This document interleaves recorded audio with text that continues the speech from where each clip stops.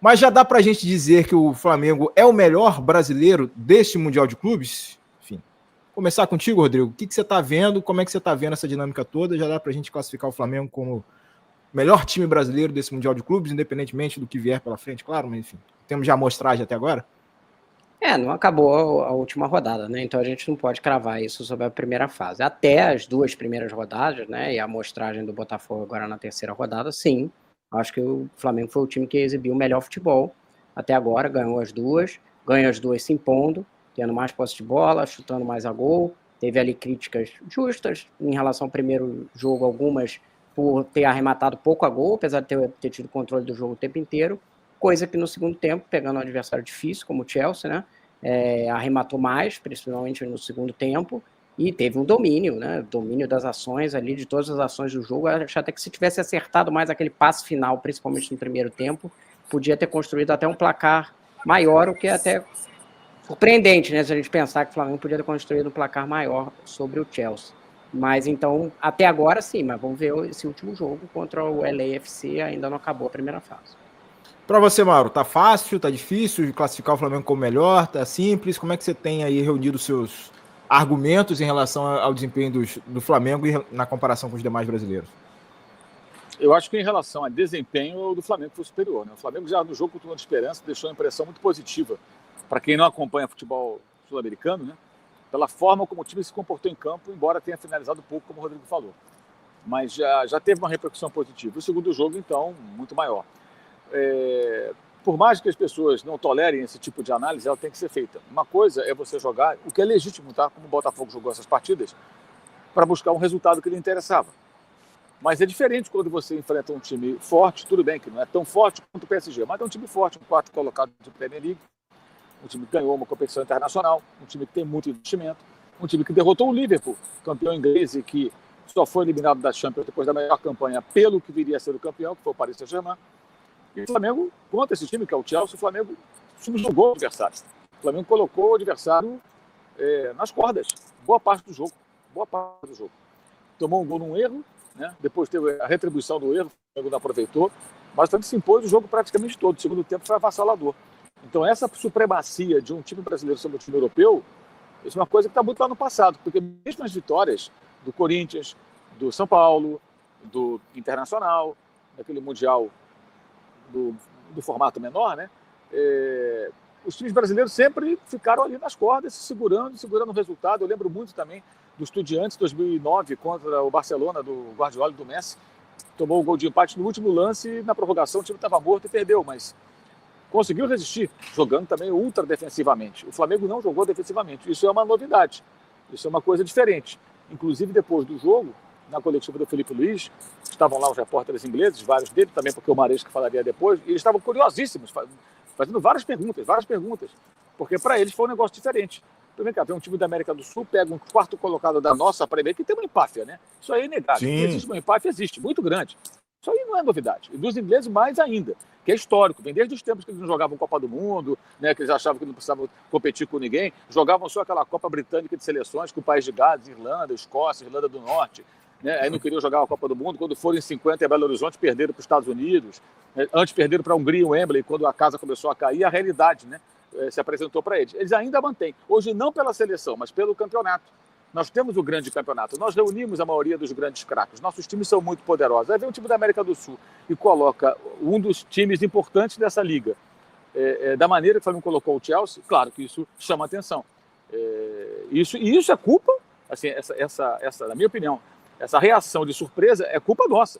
Porque durante muito tempo os times sul-americanos ficaram apanhando. Então, esses times a gente ganha de qualquer jeito. Né? E não foi o que aconteceu. Então, acho que o que o Flamengo fez foi muito impactante sobre esse ponto de vista. Um grande resultado foi o do Botafogo, sem dúvida, porque ganhou do campeão.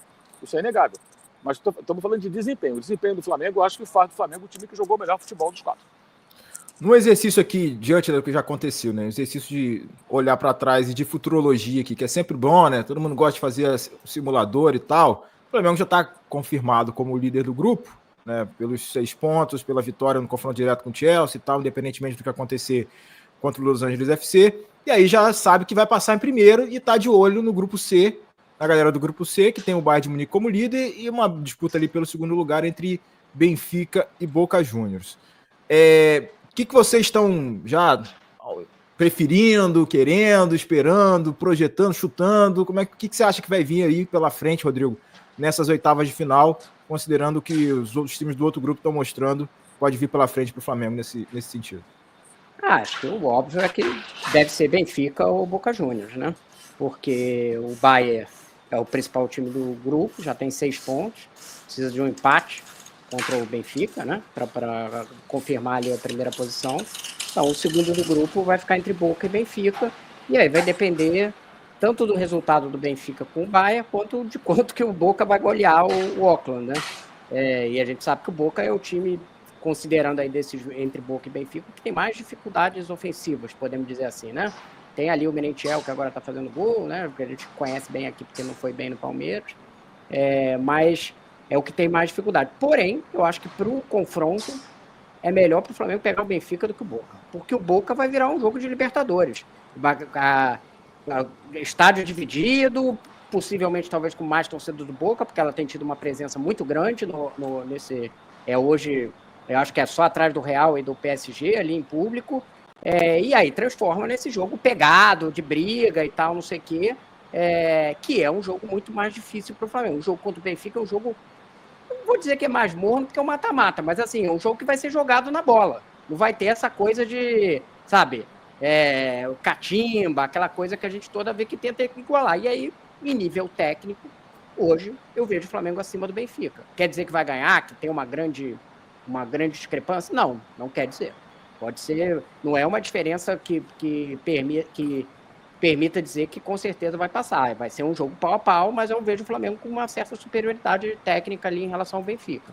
Então eu acho que o melhor para o Flamengo seria o Benfica nesse cenário.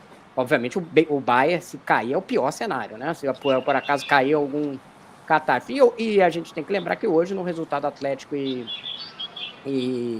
Botafogo, foi ruim para o Flamengo, né? A vitória do Atlético no final, porque eventualmente se classificar, chegar nas quartas de final, né? Tem eventualmente um PSG pela frente e não o que seria o Botafogo, enfim. E uma coisa sobre esse jogo Botafogo e Atlético de Madrid. Quando o Flamengo ganhou do Chelsea, se falou muito, falou assim, mas é o segundo patamar da Europa. O segundo patamar da Europa, hoje o Atlético de Madrid acabou o jogo com 22, 23 conclusões a gol contra o Botafogo tomou um sufoco, com menos posse de bola, e chegou a ter, se não tivesse ali em alguns momentos erros de conclusão do Atlético de Madrid, podia ter tido a classificação ameaçada. Então, é segundo o escalão da Europa, mas não é tão fácil jogar assim com o segundo escalão da Europa, não, viu? Começou a se criar uma narrativa como se fosse coisa fácil. Mérito do Flamengo e do Fluminense, que jogou, a gente falou aqui de desempenho, também foi um time que enfrentou o Borussia, que também está nesse segundo patamar, e teve mais chance, deveria ter ganhado o jogo também. E você, Marco? Sim, fala aí. O Flamengo está informando aqui que eles pousaram agora perto das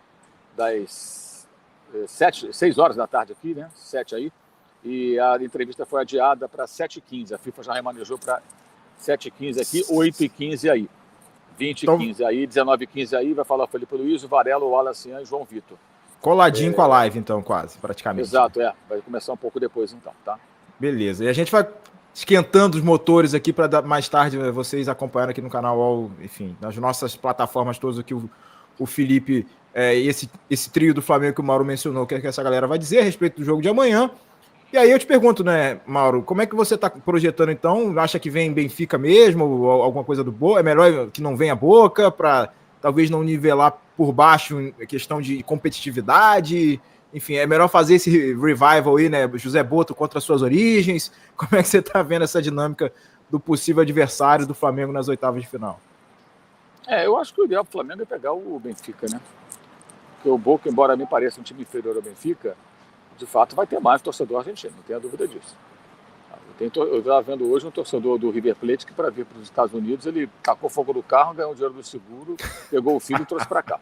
E ele falou na entrevista, né, Mauro? Aí a seguradora vai pegar esse vídeo aí, vai tomar o dinheiro dele de volta. Mas só que ele já gastou, então não sei que fim vai levar isso aí. Assim, os caras são muito loucos. O argentino tem uma postura, assim, viaja mesmo, vai atrás, faz sacrifício, vende alguma coisa, não tem esse negócio.